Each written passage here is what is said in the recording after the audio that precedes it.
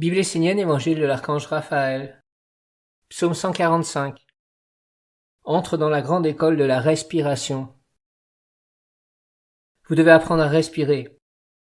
Ne plus savoir respirer correctement est une des causes principales des grands problèmes que rencontre l'humanité. Respirer, c'est savoir penser et vivre. Vous êtes trop crispé. La peur prend trop de place et d'influence dans votre vie. Non seulement vous êtes inconscient du souffle et de sa subtilité, mais vous êtes tendu dans votre façon de l'accueillir, dans votre attitude et votre comportement. À peine venez-vous d'expirer une bouffée d'air que vous voulez attraper l'autre qui vient, comme si vous aviez peur de rater, de perdre, de passer à côté, de ne plus avoir de quoi vivre. Ce sentiment est omniprésent. Il est le décor caché derrière tous les actes de votre vie.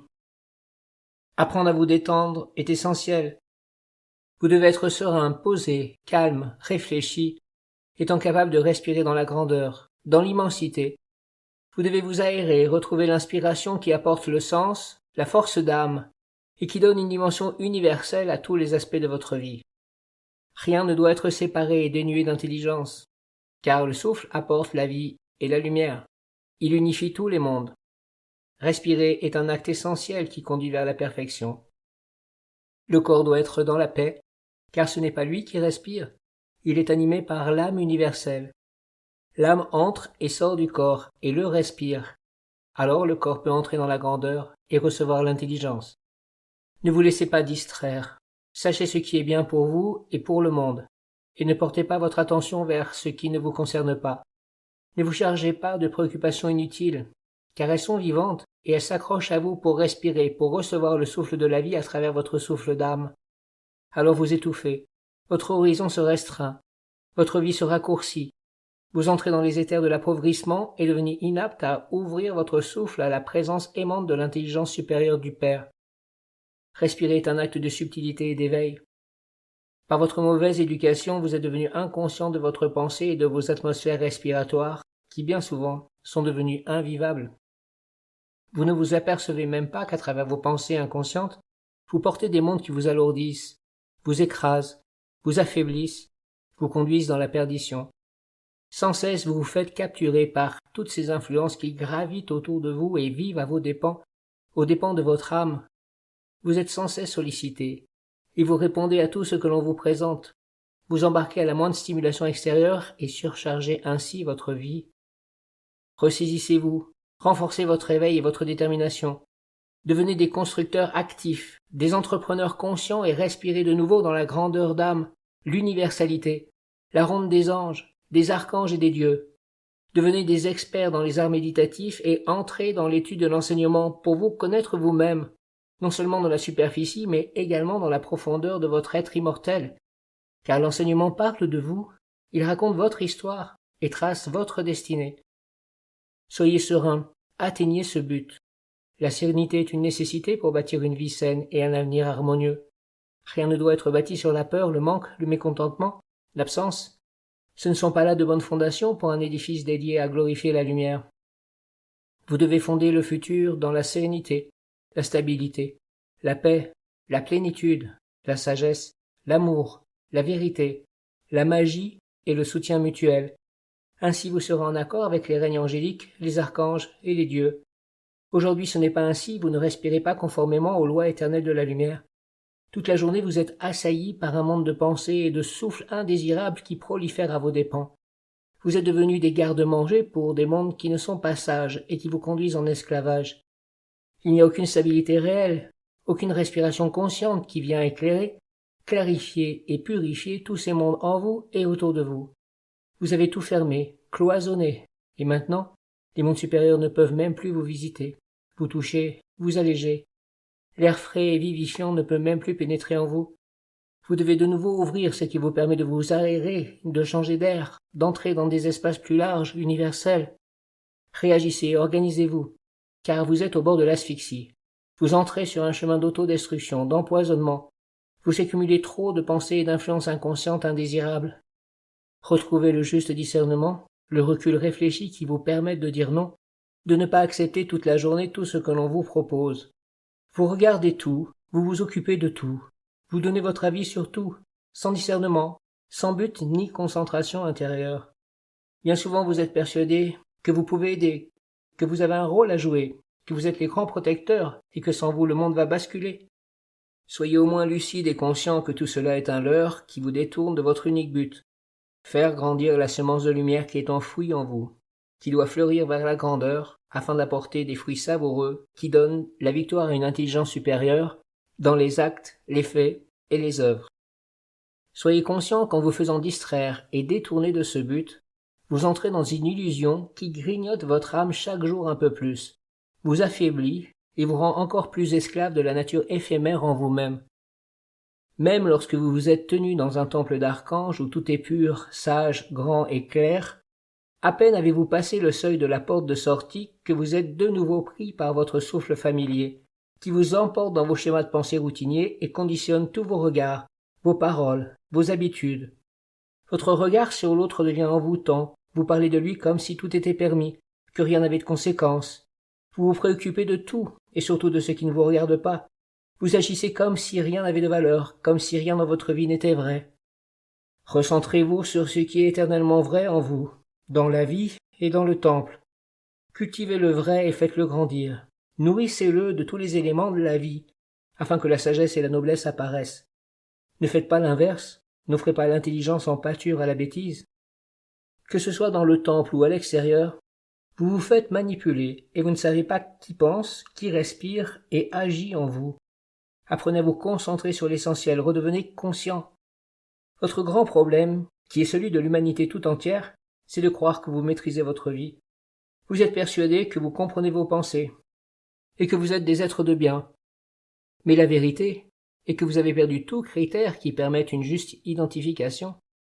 La sagesse a déserté vos têtes, vos cœurs et vos vies.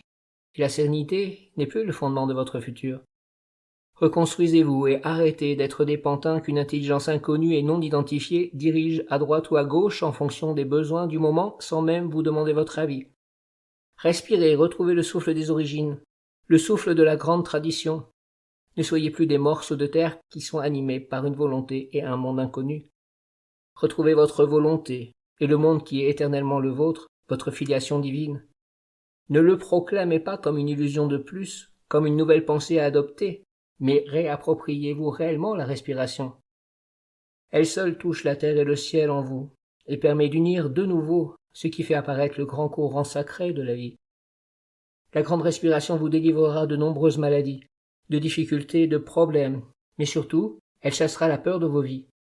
La peur est ce qui enferme l'homme, l'atrophie, et l'empêche de connaître et de vivre sa véritable destinée, qui est de marcher sur la terre dans la grandeur d'âme. Faites l'effort d'apprendre à respirer. Enlevez tous ces mondes qui vous oppressent et vous enchaînent à la mort.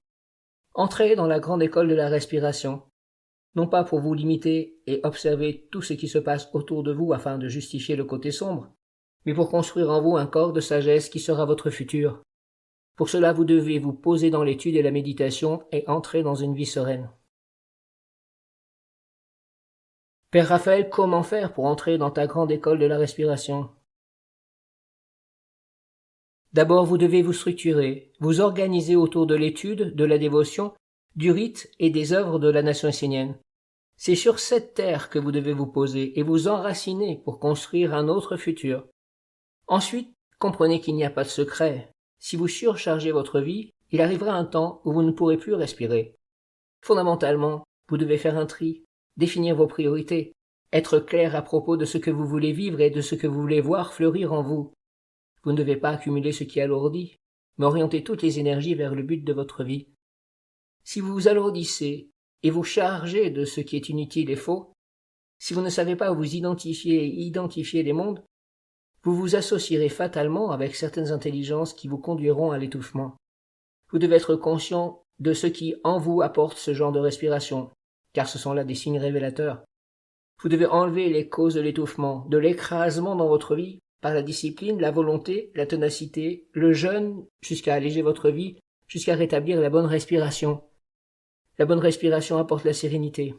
Elle pose toutes les activités dans la stabilité. Elle éclaire et donne un sens et une dimension universelle. Ainsi, vous pouvez reconnaître la bonne respiration, celle qui unit le Père et la Mère dans l'harmonie. Lorsque ce souffle sera en vous, ce sera le temps de prendre conscience d'une sphère beaucoup plus large en vous qui existe dans les poumons, le ventre, le cœur, la tête, la conscience, et qui permet une communion avec des mondes plus subtils.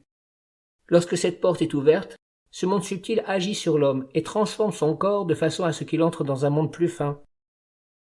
Tant que l'homme ne vit que dans son monde de pensée inconsciente, ne contrôlant pas sa vie, étant totalement assujetti à des mondes inconnus qui viennent l'utiliser sans même lui demander son autorisation, il est bien évident qu'il n'est pas encore prêt à rentrer dans des mondes subtils véhiculant une intelligence supérieure.